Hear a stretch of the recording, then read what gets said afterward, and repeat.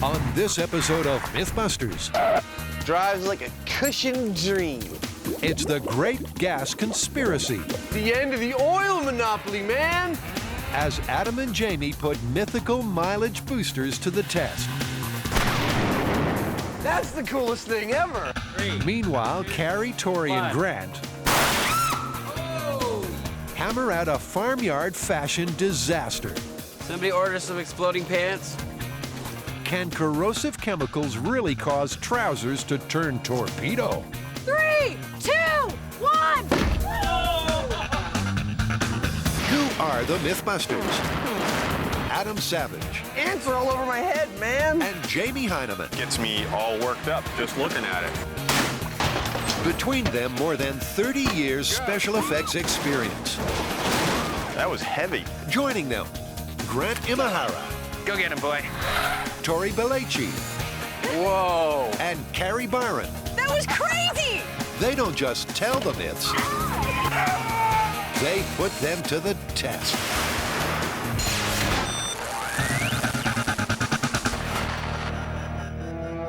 First up, a myth from the very underside of the world.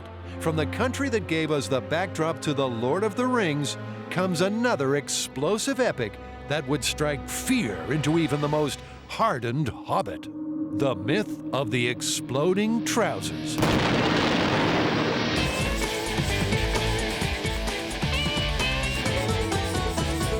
right, this is a funny one. In 1931, in New Zealand, a sudden and deadly epidemic hit the country. Farmers' pants started exploding. You're kidding. Totally serious. They started exploding on the wash lines, in front of fires, and sometimes on the farmers themselves. We all know that there can be explosive chemicals on farms, and it seems that the Kiwi farmers started using a new chemical, which, once it stained their clothes, it could explode. This is too perfect for us. You guys aren't making this up. It brings new meaning to the term fashion disaster. The first victim survived when his trousers allegedly blew up in front of the fire, but others weren't so lucky. Well, I guess in order to make sure that these stories aren't exaggerated, your job is to get some farmyard explosives and some pants. The pants are going to be the easy part. Getting the explosives, that's going to be a little bit more difficult. Well, I've been doing a little bit of research, and it seems like there could be 4 culprits to this. 1, it could be made from gunpowder, or it could be made from herbicide, it could be made from fertilizer, or possibly even some acids. So your job is to get these together, mix them with some pants and see which one goes boom? It's not really going to be that easy. We have 2 major issues to deal with. First of all, I'd like to start in the small scale, because it's possible none of them work, and then we're busted right there. Secondly, I'm pretty sure making explosives is illegal, so we're going to have to get the FBI involved. And we're also going to have to shoot this in a way that audiences can't copy us. Because let's face it, we don't want people going around making exploding pants. So that's the plan.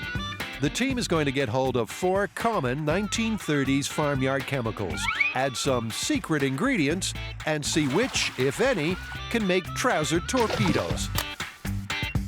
So, first things first, the hot pants. I have procured some 100% cotton overalls, and I'm cutting some swatches out of it that are going to be 3x3 squares so that we can do a few small-scale experiments. To help reveal the killer culprit, the team is going to start the atomic trouser testing in miniature, where they're going to be helped by former FBI agent Frank Doyle. As Adam and Jamie know, Frank is a handy friend to have. These are .223 caliber tracer rounds. After all, it was Frank who helped shoot up a gas tank. Today are This time, he's here to give a Booms for Beginners class. just like the flight attendants tell you when you're flying on an airplane, safety is number 1, so we want to do everything very safely. Frank's safety brief is crucial because making farmyard explosions can be very, very dangerous. Any questions? I have one question. Did MythBusters have an FBI file? Gal, I don't know. That sounds like an administrative question. So it's classified, is that what you're saying? It's classified, just like the wretched recipes that the team is about to make. Starting with Grant. Okay, we ready, Frank? Let's do it. Grant's farm ingredient is a 1930s fertilizer, but the rest of the concoction is a MythBusters secret. Start with drops. You'll need very little. It's a delicate operation because one false move could spell disaster. Frank, this is like the world's most dangerous cooking show. With exploding trouser culprit 1 all cooked up, it's on to Carrie's number 2. Okay, black powder is something you would definitely find on a farm, and I'm not sure that everybody in New Zealand could be spreading this on their clothes enough to create quite a panic, but it is something explosive. But because black powder won't cling on clothes, Carrie's turning it into a sticky liquid sludge. It's looking good. Do you not like your black powder gravy too lumpy? With 10 swatches smeared with the gruesome gravy, suspect 2 is all set. Okay, that's it for the black powder laundry. So it's time for Tori. What I have right now is a herbicide, and they used it in New Zealand where this myth came from. This could be potentially explosive. Tori's herbicide is another culprit in this clothing conundrum. Frank, why are you standing so far away? Because I want to continue to live. So then the next question is, why am I standing so close? With this third suspect close to finishing, it's back to Carrie for the final rancid recipe, gun cotton. We know for a fact that when we make the nitrocellulose, it's actually going to change the properties of this cotton and make it into something totally different, which is definitely explosive. So, we've done this before. We made gun cotton in the Confederate rocket story. So I'm somewhat of an expert. Don't be tricked by its cuddly appearance. It was Carrie's cotton wool that gave the Confederate rocket its initial thrust.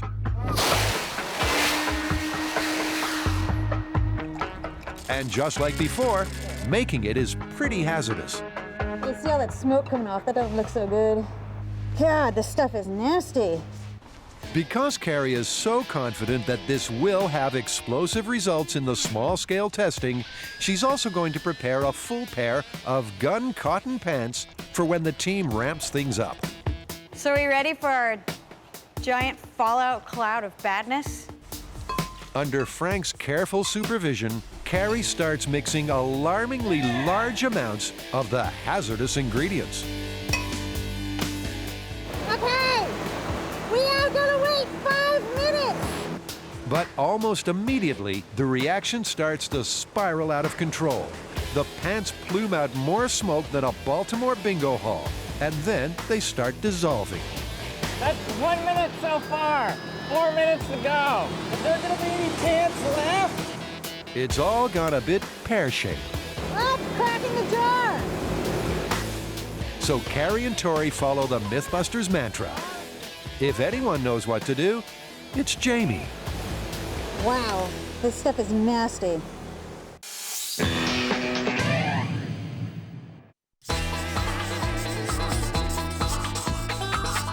So what do we got? Well, this one is the Great Gas Conspiracy, and it is that the automakers and the fuel suppliers are in collusion with each other to keep us dependent on expensive gasoline and inefficient cars. And there is a host of devices out there that are supposed to help you beat them and stick it to the man. That'd be great. So we're gonna blow the lid off this thing. Conspiracy theorists say oil companies and car makers share the profits gained by deliberately keeping cars inefficient. But there are a whole host of devices that can supposedly cut your fuel consumption dramatically. And the magnetic MythBusters are going to put these to the test. What's the plan? Well, you know, some of these devices work on carbureted cars and some of them work on fuel-injected cars. Sounds like we should get one of each type. Absolutely. And you know, the other thing is, I say we do this under super controlled lab conditions.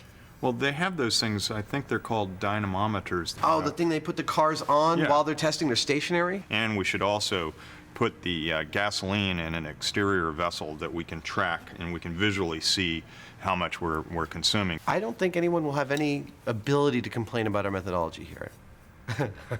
Yeah. They will. You can count on it. They're going to get the top 4 miracle cures and fit them to 2 styles of car. Then, at the dynamometer, they'll see which device keeps their wallets the fattest. First things first, the cars. Car 1 is a mid-90s fuel-injected run-of-the-mill runaround. But Carburetor Car 2 is something altogether more retro. This is a nice car. Yeah, it's your style, isn't it? I love it. Drives like a cushioned dream. Look at that. Seems like it's in good shape. It's real clean. This is a road trip car. We're going to Vegas in it when we're all done. Me and Jamie. But why have these gas gamblers got two cars in the first place? This is a best-selling car from the 70s, American-made, 8-cylinder, carbureted. And the black one here is one of the best-selling foreign cars of the 90s, 4-cylinder, fuel-injected. Two great representative samples of, like, do-it-yourself car improvement platforms to test on. With both cars up and running, the MythBusters next turned mechanics, but without much success. What is this? That's what I also don't know. They're trying to work out which of the many tubes is the fuel line that connects the gas tank to the engine. This hose right here. Yeah, that's fuel. That's fuel, and I'm going to try and turn the engine over. Okay, and I should see fuel squirt out of that all over the hot engine, yeah? Yeah. Okay. Yep, no, stop. Bingo! With the fuel line sussed, Jamie disconnects it from the gas tank and attaches it to an acrylic gas-holding cylinder, which will let them see precisely how much fuel the cars consume. And that means they're ready for those mythical money-saving devices. And where can those be found? Why, the internet, of course. What I have so far, fuel line magnets and a carburetor that is purported to give you 300 miles per gallon. I've also gotten plans for a homemade fuel cell that you can build that converts water into hydrogen gas that you can use to run your car. Grant's hydrogen fuel cell is all about electrolysis. When you apply a voltage to electrodes in water, the H2O molecules split into hydrogen and oxygen. This internet patent can allegedly generate so much hydrogen that you can run a car with it. And to build it, Grant and Adam first hit the electrical store, one of their all-time favorite places. I need some 10K resistors. How many? About half a dozen. While Grant gets down to business, Adam is also pouching with excitement. Kangaroo works its way towards the mother's belly. And that is so cool. 7 hours later, they return to base. Adam's going to build the electrolysis device as detailed in the internet plans. That right there is the business end of the oil monopoly, man! While Grant is concentrating on the power. It's the current through the electrodes that should cause hydrogen to be released. This should be a square wave, and right now it's kind of a nasty sawtooth. After an hour of fernickety fiddling, Adam's fuel cell is connected to Grant's power circuit, and everything's ready for a test. Dude, I see bubbles. Check it out. Yeah, it is bubbling. It's working. Hydrogen is bursting forth. But will these tiny bubbles be enough to fuel a car? This was what I first thought was going to be the label. And then I thought, I can say that simpler. And I came up with, sticking it to the man.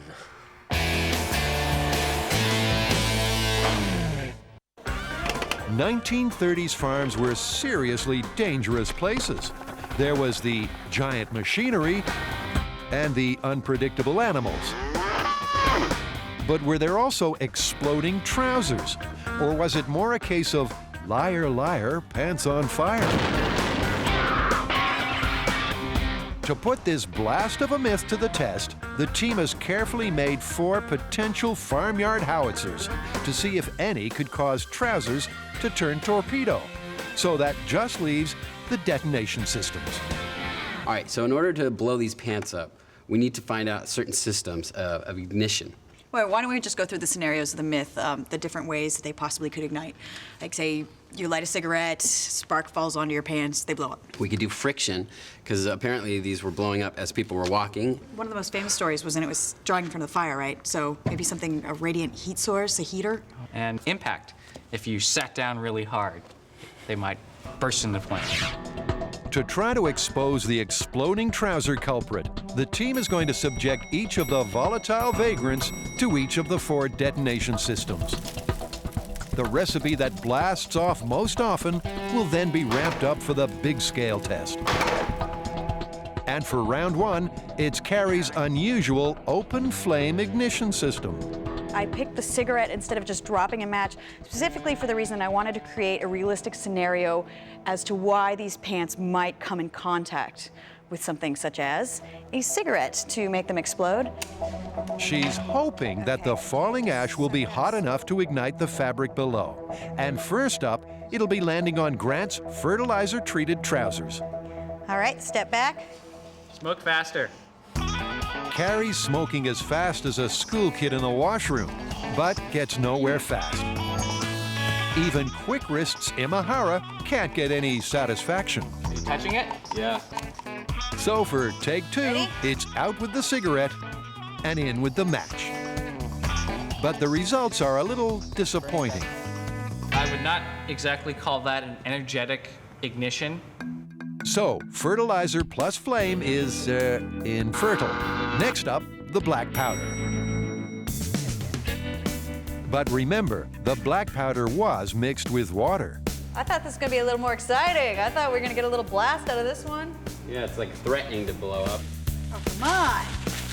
I think if I were the farmer, I would still have time to get my pants off and run before it caused any problem. All right, so we're ruling out gunpowder. I would rule it out. All right. Next, let's do my favorite, my specialty, gun cutting. I know for a fact that this is going to be somewhat explosive, so just in case, maybe put on your ear protection. Okay. So far, it's 0 for 2. Can Carrie's gun cotton do any better? This is your specialty. This stuff's supposed to be gun cotton. Should I take off my ear protection now? Yeah. It's another flame failure. That just leaves the weed killer concoction. Can this Herbie go bananas? All right. That is awesome. Look at that. That is graduating to the next level. Like, Could you imagine walking down the street and this happening in your pants? Poof! That would suck. So the herbicide is winning so far, but how will they all respond to the next ignition test? Radiant heat. We've got our powerful light. Right now, I've got a probe right at the top, and we're at a little bit over 300 degrees. 2 degrees. It's just like a farmer drying his trousers in front of a fire. And just like the last test, not a lot happens. The fertilizer doesn't fizzle, the gun cotton doesn't go off. There's some sparkles from the black powder. Nice. But then once again, the herbicide takes the cake.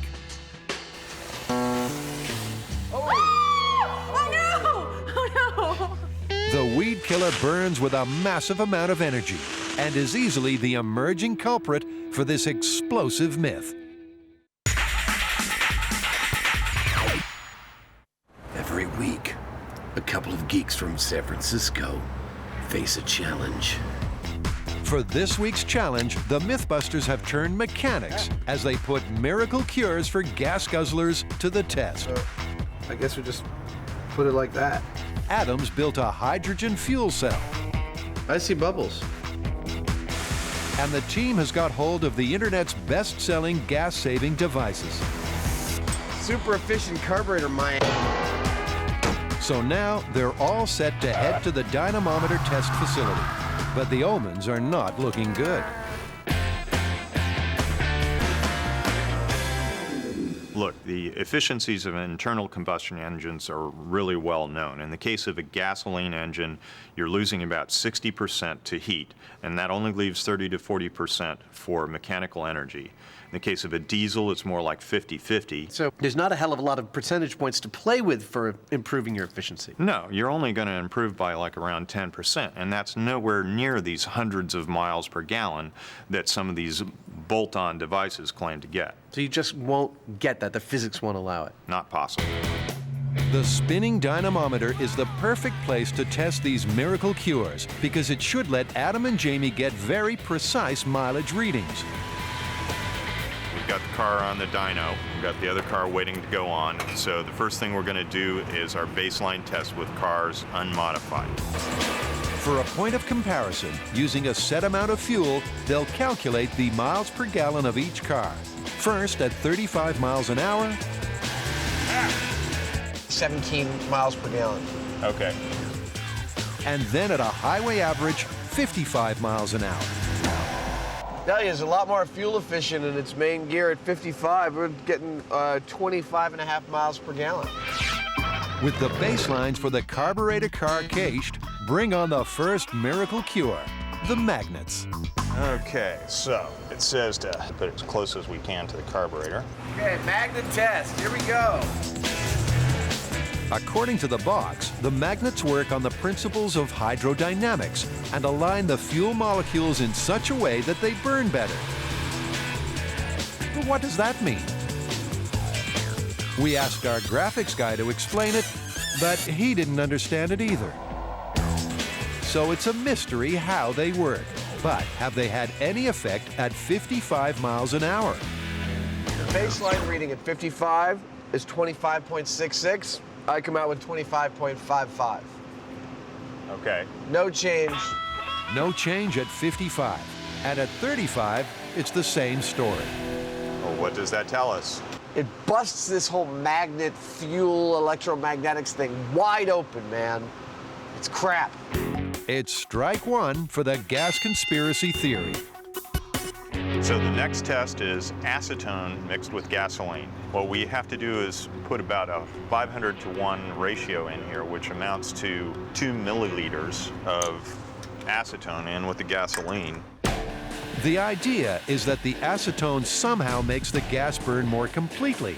But does it work at 35 miles an hour?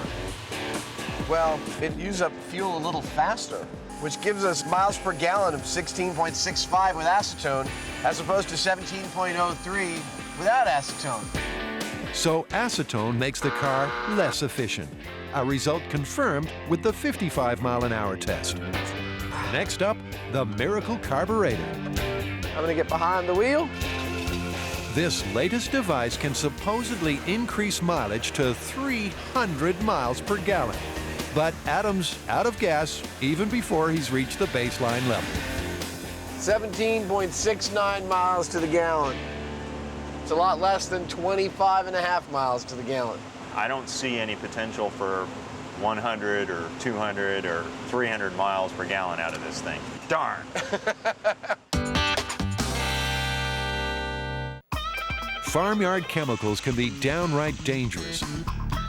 They can hinder your health in a whole host of ways.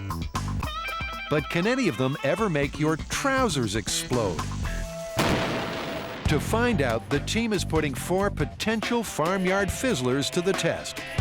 So far, the herbicide is winning, but there are still 2 detonation devices left. Starting with Tori's friction maker, which supposedly imitates the way farmers walk. They were walking like this. In this, there's a lot of friction builds up between the legs when you walk like that. Can this mincing machine really lead to a trouser explosion? Your farmer's walking pretty fast. What's that? Your farmer's walking pretty fast. Yeah, he's in a hurry. Despite the farmer breaking the world sprint record, there's no immediate ignition. Let it go. No, he's not done walking. Better hurry up. After a marathon run, none of the samples, not even the herbicide, smoke at all. Which leaves one final detonation device. It's hammer time. When it comes to heavy impact, Grant Imahara is your man. On the hit TV show BattleBots, an even younger-looking Grant was inflicting damage in lethal blows. His robot dead blow was feared across the land, and this killer hammering action is just what this myth needs. Grant's replaced Dead Blow's dagger with a sledgehammer. And hey presto, here's an impact detonator. That's gonna be great. So this is cotton with black powder. In 3, 2, 1. Well, it hit it. It hit it. It was right on the money, but with the black powder, there's no trouser detonation. I think that rules that out pretty fast. 3. So the team tries again with the fertilizer, but get the same result. Then it's Carrie's specialty, the gun cotton. Not a peep. Last up, the current leader, the herbicide. Mash it. Okay. 3, 2, 1. Holy mackerel! Oh my God! That was sweet. Oh, fire! Where? Just we can just yeah. I think we have our exploding pants. Yeah, I say. Great. With the herbicide, it's a case of now you see it, now you don't. This is my favorite new stuff. Tory's herbicide really can make trousers explode. And what's more, in 1930s New Zealand, this stuff was abundant. So I've been doing a little bit of background research on this myth, and I found out that New Zealand farmers were using our classified weed killer, but in the 1930s, the amount they were using totally skyrocketed. Why is that? In the 1920s, it seems that ragwort was accidentally introduced into the ecosystem. Oh, ragwort's that like super aggressive weed. It overtakes crops. It's toxic to livestock. I think it's a problem even today. Exactly, and you know that's why they wanted to get rid of it as fast as possible. And of course, what was the miracle cure in that era? Oh, our classified chemical. But to confirm once and for all that this horrid herbicide is definitely the clothing culprit, there's one final test it has to pass. We're gonna wash our swatches so that we can find out if they're still explosive after they've been washed, which is part of the myth, since some of those trousers were hanging on lines, they were drying in front of fires, and they still went up. The spin cycle of an authentic 1930s washing machine is the last hurdle for the herbicide. Now, why are we using this soap in particular? Because this soap's been around since the early 1800s and was used as a laundry soap. If the cotton is still nasty after washing, then the team has found its calamitous chemical. Swatches have been washed and dried. Let's see if they retain their explosive nature. For this last test, they're going with the drying by the fire or radiant heat detonation system. Well, if these go up after being washed, that's crazy. Oh, there it goes. Woo! It may look a little wishy-washy, but this test proves that the team has solved the clothing conundrum. Trousers tainted with this common-at-the-time herbicide really can go off with a bang. After having washed it, it definitely behaves a lot differently than if it was just regular jeans. I can hear a lot of little sparks going, and it went up really fast. I think this definitely lends to the validity of this myth. All right, let's move on to the full scale.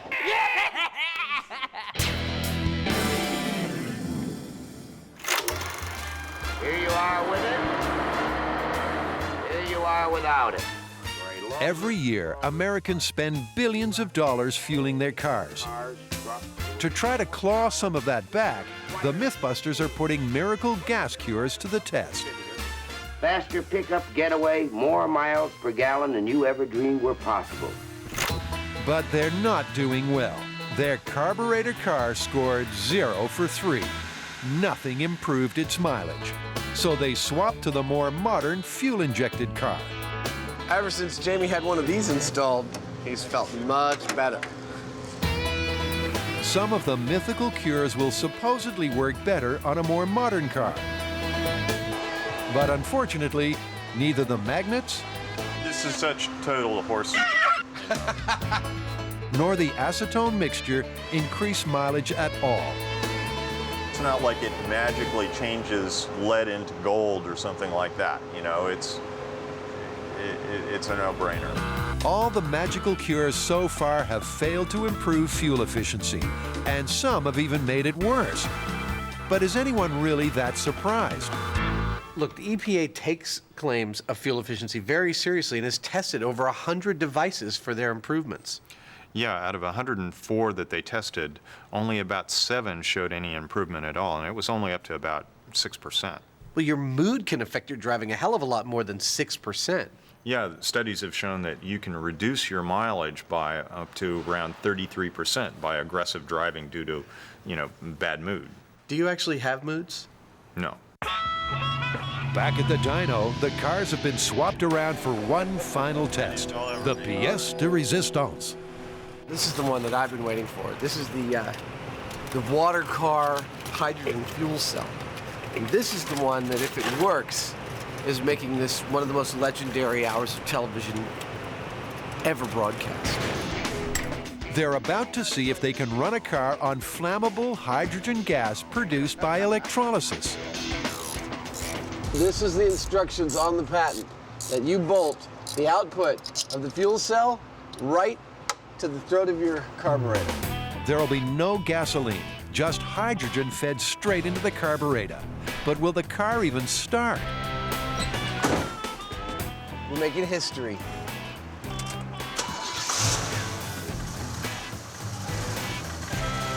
Oh my God! Oh my God is right. The car's working. But sadly, it's not because of the hydrogen. I think that was a little bit of residual fuel in the system. What do you think? I think that's the case.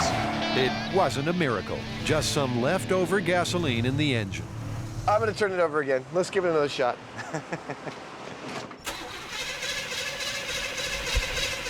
Come on! All right. My God! It doesn't work! I can't believe it doesn't work. I found it on the internet, man! The electrodes are just not giving off enough gas. But to test whether a car could even run on hydrogen in the first place, the boys are going to hose some directly into the carburetor. Ready? Yeah, okay, here we go. Okay. Okay. That's the coolest thing ever.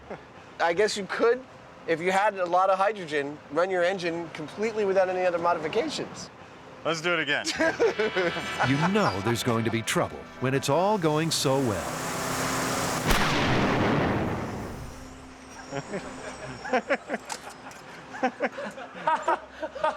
Whoops. Okay, that's enough of that test. With a rather nasty backfire, it's time to back out. I think it's best if we just let it go.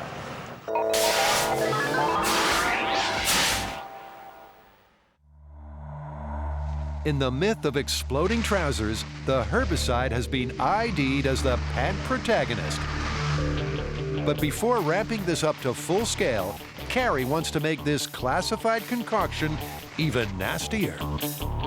What we found out from a 1930 agricultural journal from New Zealand is that sugar works as an accelerant. Yeah, so I know what that means. I'd like to call this Jelly Bear Suicide. The Jelly Bear is taking one for the team because sugar should make the Herbie doubly dangerous. Bombs away. Oh, look at the little guy. That's awesome. Oh my God. Look at the cloud of death. Oh my God. Poor little guy. That was awesome. Okay, well, I'm impressed. That was pretty amazing. It was very cool. Well, now you know what we have to do. We have to bump this up to full scale. So I'm gonna take a pair of pants and just saturate the heck out of them, see if they explode. Maybe just as a point of comparison, you know, just for fun, we could get a hold of a few real explosives. Well, I'm sure Frank is gonna help us out with that. I just want to see some really big exploding trousers. At last, using the results of the small-scale test, it's finally time to ramp this myth up. I mean, if it's worth doing, it's worth overdoing, right? Tori's completely coating a regular pair of pants in the weed killer concoction that Farmer Buster will wear out at the bomb range. But while these putrid pants should ignite, Will they really make him explode? I hope this works, because I can't wait to get into a pair of them. With the overalls fully functional, it's time to hit the road and see if Buster will fly by the seat of his pants. We're here at Alameda Sheriff Facility. And this is where Buster's gonna put on his exploding pants. Frank Doyle's here. The bomb squad's here. The paramedics are here. We're gonna blow something up. Well, it seems that everyone is here, so let's get started. Somebody order some exploding pants?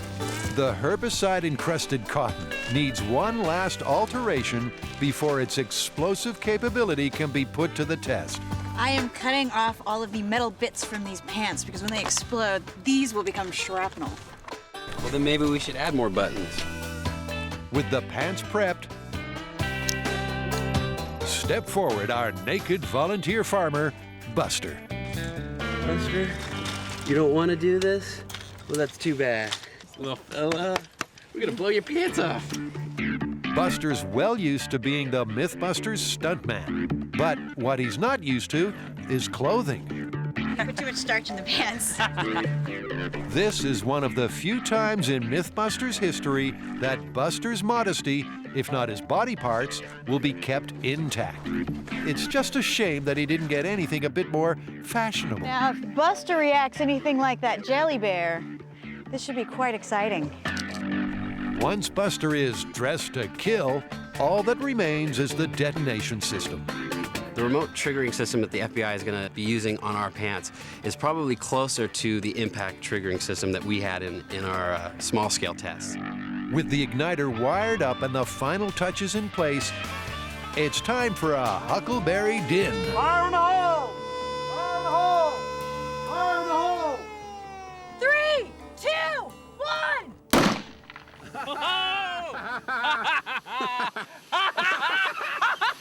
That's awesome. Oh, yeah. It burnt completely off. It burnt from head, from wherever it blew up, his crotch, and it just totally burned off. Naked! Now that's what I call hot pants. Once it started going, it was like fast. Now imagine that just spontaneously happens to you out in a field. It sure was nasty, but the explosion was pants. It was more a case of spontaneous Buster combustion than a trouser trigger. The fact that his hat's still here shows how hot and fast this burned. It didn't even make it up to the hat. It just disintegrated really quickly. But this myth isn't about disintegrating trousers, it's about exploding ones. So the gang is going to try again, this time with a pocket load more of the herbicide hodgepodge. Good luck, buddy. Nice knowing you. Fire in the hole! Fire in the hole! 3, 2, 1! Wow. That was great. Whoa. That obviously burned up twice as fast as that last And one. it's much bigger, a bigger reaction. That was cool. The pockets of pesticide sure got Buster fired up. But was he fired up enough? Here's my question, though. We call this myth exploding trousers. They didn't really explode. No, I mean, they were just burning rapidly. I have a feeling, though, if you were wearing those pants and they burned that fast, you would definitely claim explosion. You need compression to have an explosion. Well, You are not so hard to please. But I mean, if your pants burst into flames like this, how would you explain it to somebody? Semantics. It's an explosion. My pants blew up. That's what I'd say. I'm with Carrie and Tori on this one. It may not technically be an explosion, but did 1930s farmers really know the terminology? This is myth confirmed. The only remaining question is, would Buster have survived? So as medical professionals, what do you think of the damage? If he just had pants on, it would have burned up on the pants. Maybe he'd have a couple of burns up here in the chest area, but it wouldn't have gone any further. So you're saying he lived? Yeah. Oh, he would have definitely- lived, yeah. He definitely would have would've. just maybe had some scarring from the burns, but a person could survive from it, definitely. You lived! Yay! Look, you can see the smile on his face. Look, I'm alive! Like a phoenix from the flames, Buster smolders to fight another day. But maybe not for long. Buster, you're not over yet.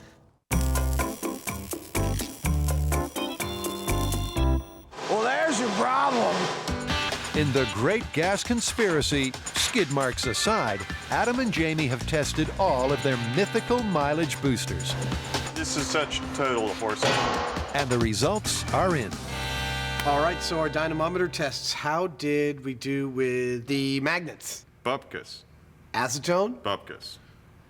The hydrogen fuel cell? Less than Bupkis. And the miracle carburetor? Even less than Bupkis.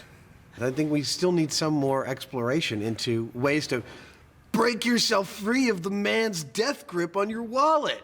Well, if the ultimate goal is to actually defeat this monopoly of fossil fuels, there is a way to do that, and maybe we can try it out. And where does this mystery solution live? I need some French fries and all the fry oil you can lay on me. Why, the burger bar, of course. That right there, it's the end of the gas conspiracy. Maybe. It's used cooking oil, the gunk that gets left at the bottom of deep fat fryers. And believe it or not, this may be the next big thing. I think that's it. And back at the shop, it's refinery time. Dude, this makes so many things taste so damn good. That's just wrong. Apparently, all that's needed to convert this fatty fry oil into fuel is filter it.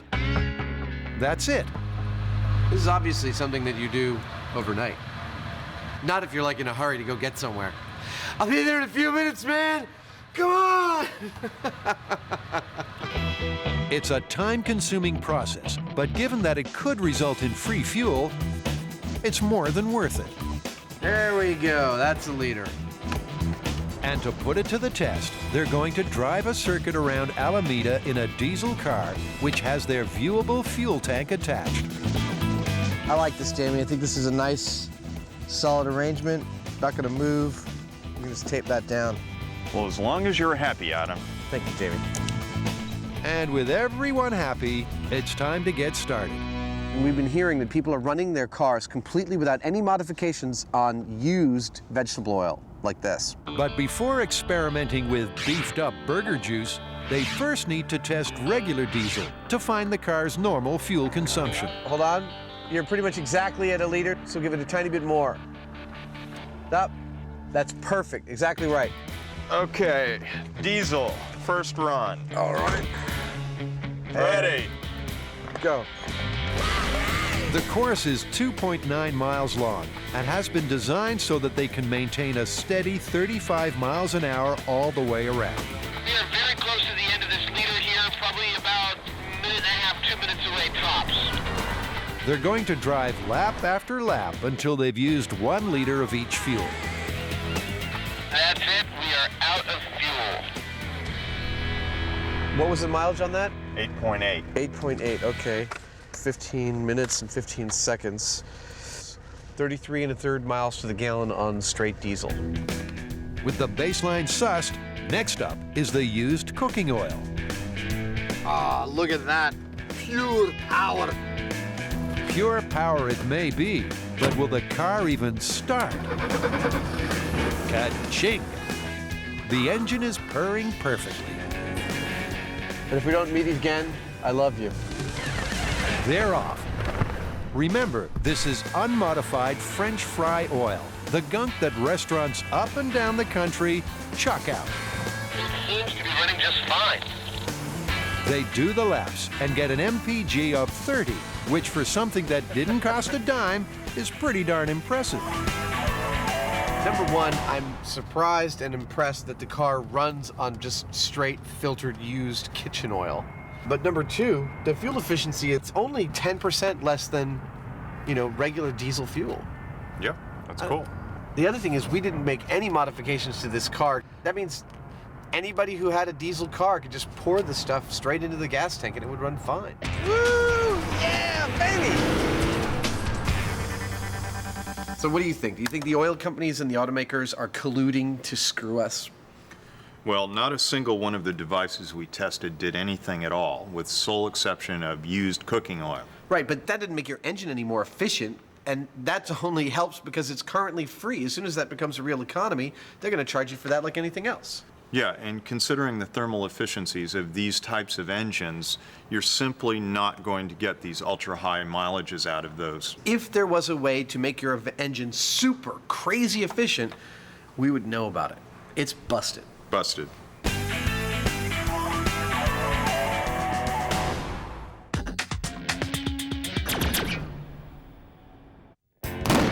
Back with the farmer's fable, it's myth confirmed. Farmyard chemicals can turn pants psycho. But given that this myth is called exploding trousers, we can't leave it at that. You know, MythBusters, we always like to ramp it up to replicate the circumstances. So you want to ramp up the results? I want to see a pair of pants explode. Buster did burn, baby, burn. But for this crew, that ain't enough. They want a real explosion, not a flash in the pan. Cue explosives expert Frank Doyle and his magic silver. This is a high velocity explosive that we're using here, a specialty explosive, and it's much faster in detonating velocity than anything that we've used in previous episodes, so we expect Buster to get a pretty interesting ride. This is serious stuff. Exploding with a velocity of 21,000 feet per second, this could be Buster's last goodbye. In the vicinity of 5 minutes, his pants should be in New York. I think Madison Square Garden or Times Square or someplace like that. With the last wires in check, this boom promises to be one of the biggest in MythBusters history. So hold on to your pants. Fire in the hole! 3, 2, 1. Uh-oh. I turned it on. Now, that's a problem, isn't it?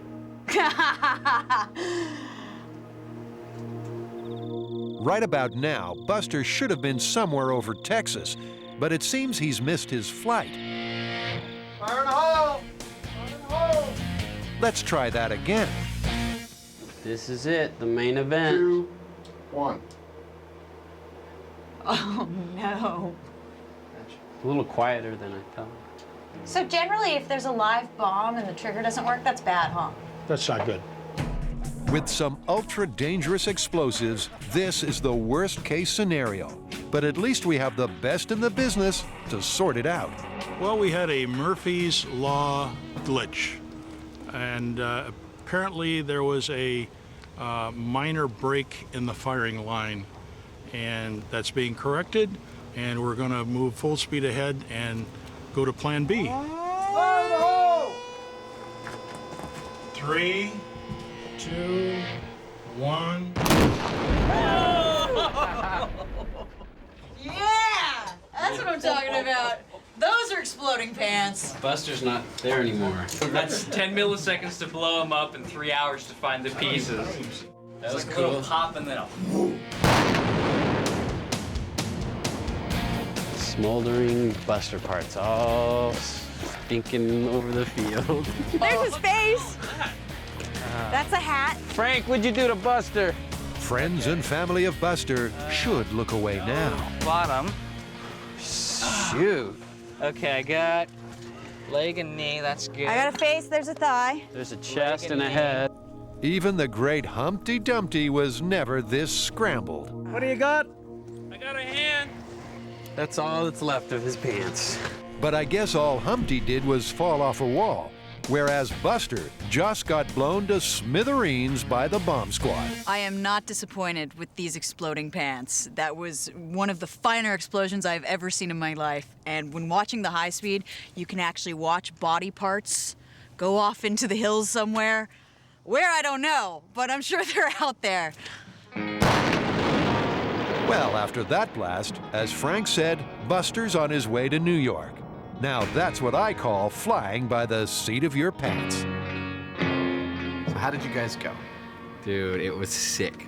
I think this might be my new favorite myth. We actually had exploding pants. But you know what, though? The herbicide-treated pants were still really dangerous, and we know that that chemical was common in New Zealand at the time. And I mean, if I was telling the story and I had a flash ignition in my pants, I would call it an explosion. So you've got a little history and some exploding pants, and you can call this one... Confirmed. I sure hope this never happens in my pants. Let's all pray it doesn't.